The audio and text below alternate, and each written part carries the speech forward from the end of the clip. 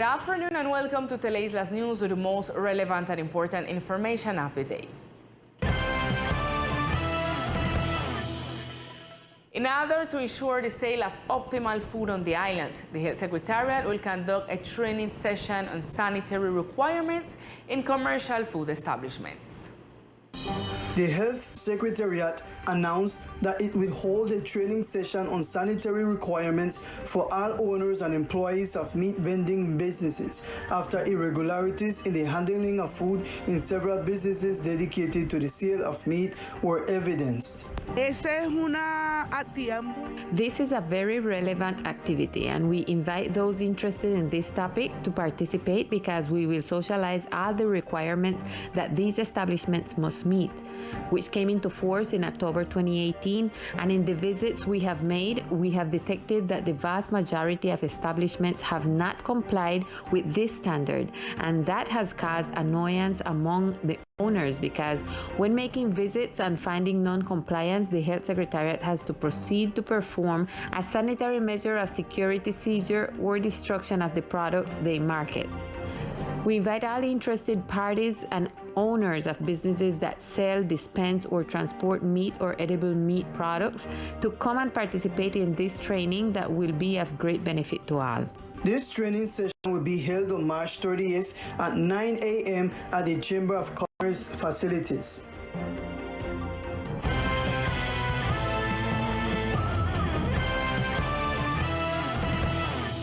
Deputies in the Departmental Assembly questioned during the accountability of the Governor's Office the correct disposal of solid waste in the garbage bins of the archipelago.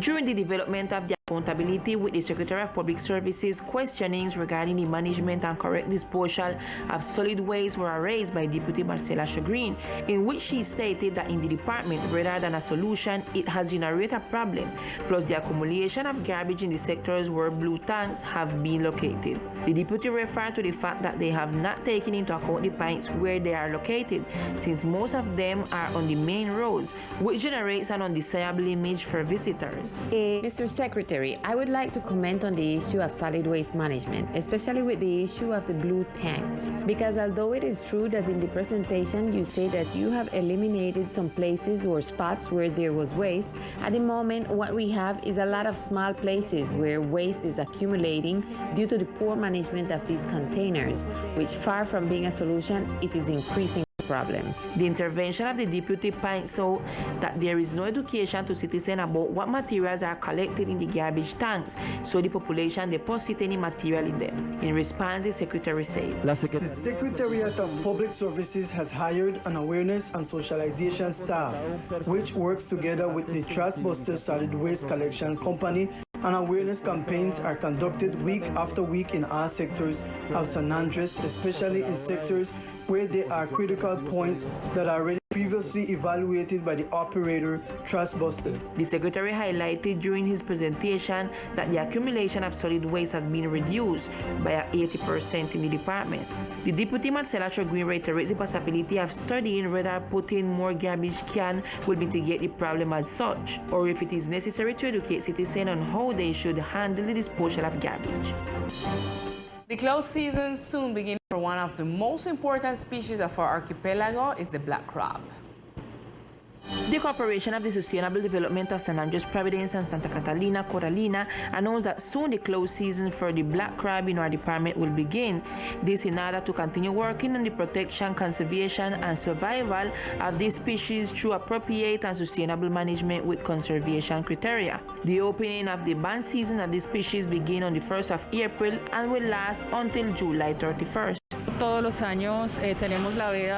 Every year we have the black crab band season. It is a protected species in the territory. This close season starts on April 1st and goes until July 31st. The recommendations for the whole community, especially for the whole gastronomic sector, is to abstain from the sale, consumption, or any type of commercialization for these species. On the sanction, the deputy director states, Las sanciones en cuanto a la comercialización. The sanctions regarding the commercialization of fauna are framed within Law 13 of 2009 and also through the 2111, which are considered environmental crimes. So the invitation is not to incur in that. Let's look for other options or other offers, and let's try as much as possible to preserve the species so that our future generations can take advantage of them. during these 4 months, the islanders will not be able to make use of this resource in terms of hunting, extraction, consumption, and storage. So the entity asks the community to respect the closed season and just allow the species to fulfill its life cycle. And in order to support farmers in the department, the Secretary of Agriculture and Fisheries will be holding the first agri-food fair, which will be held this April 1st. In order to support farmers in the department, the Secretary of Agriculture and Fisheries will be holding the first agri-food fair, which will be held this April 1st. Today, from the Secretariat of Agriculture and Fisheries, we extend the invitation to our agricultural fair, to our first fair of 2022. Get ready and join the farmers at the farmers market located in Rockwall sector, where you will find the harvest product of the season, enjoying a gastronomic diversity. At the same time, you can observe and enjoy musical samples and typical dances, entrepreneurship, and a wide range of services offered by allied entities. Hoy estamos extendiendo esa invitación. We invite hoteliers, traders, and other guarantors of food security in our department to join us on April 1st.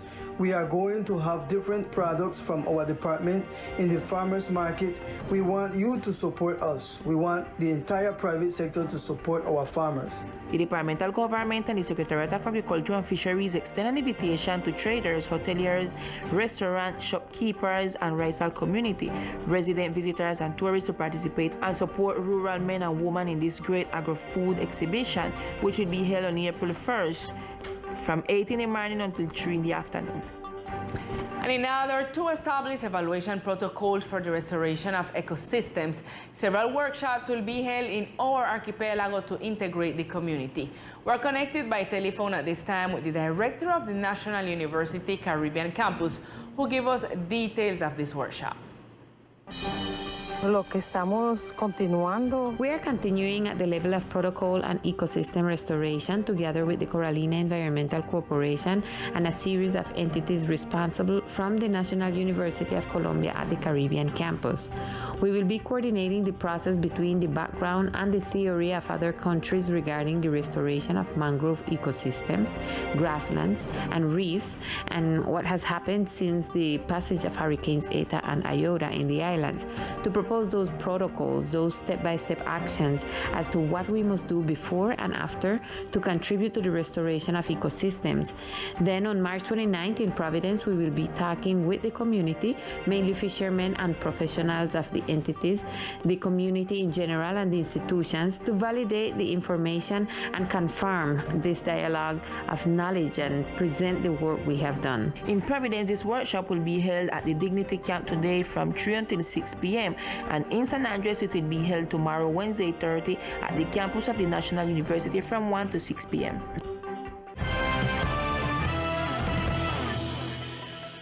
And as we continue with other news, the Third Municipal Court of San Andres Islands admit the protection action filed by citizens oversight for the specific plan of reconstruction and attention of the disaster situation of the Archipelago Department of San Andres, Providence, and Santa Catalina, and others, ver las islas.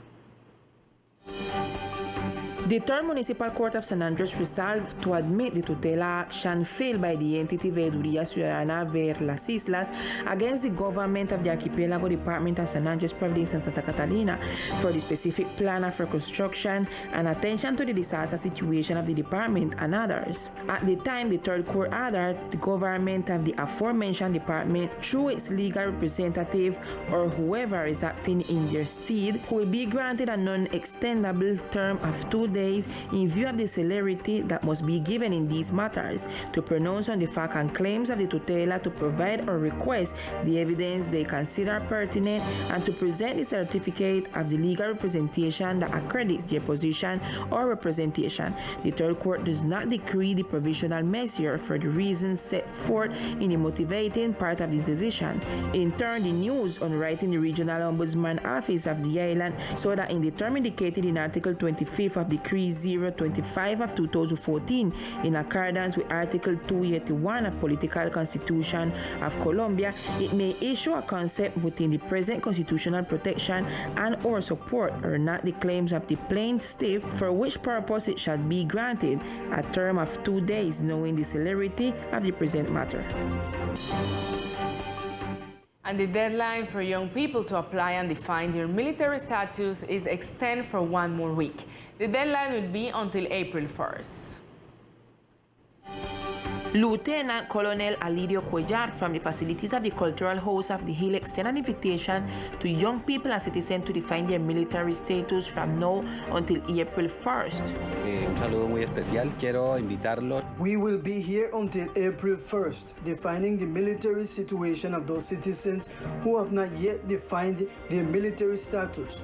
This session is aimed at those citizens between 24 and 50 years of age who are in a situation of disability, who are exempted by Law 1861, and who have a psychophysical situation. Here we have medical doctors to do the assessment of those citizens who are unable to serve and those citizens who are in a condition of remission or have sanctions for different situations. The invitation is to attend from 7 in the morning to 6 in the afternoon. Consultations are currently underway. And at this time, we present the indicators of the COVID-19 situation in the department. Yesterday, March 28th, the Ministry of Health reported 2 new cases of COVID-19 in the archipelago. Since the beginning of the pandemic, the islands reached 10,183 positive cases. According to data from the local health secretariat, there is only 1 active case of coronavirus in the islands. 9,997 recovered cases, 154 deaths, and the ICU occupancy is not currently reported on the local government's website. And at this time, we continue with Victor Fusalva and all the sport news of our department.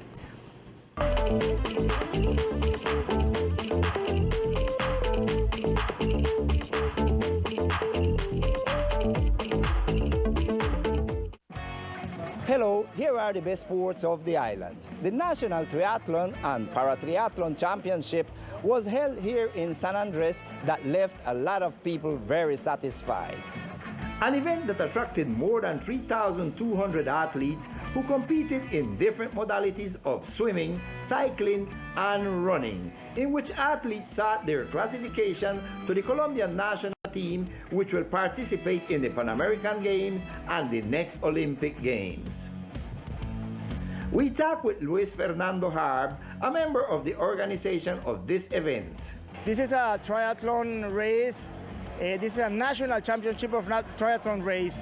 We bring near than 3,200 people that are racing, and this is very good for the economy, you know, because there are too many people look for the bed, look food, look buy something, and all the economy is moving around the event. You're right. This is a very good example for the youth people and the old people too. Everybody have to do exercise for make a better life. So every time that we can bring the sport to San Andres, we will make it.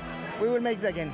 An event that always benefits the island in all aspects, especially in sports tourism, as stated by Harb. And on the other side, the departmental league continues working for the benefit of the island football. The departmental league continues the process of preparation in different categories of soccer, looking for the growth and projection of the island soccer in different divisions and categories. This is what Lyle Newell told us.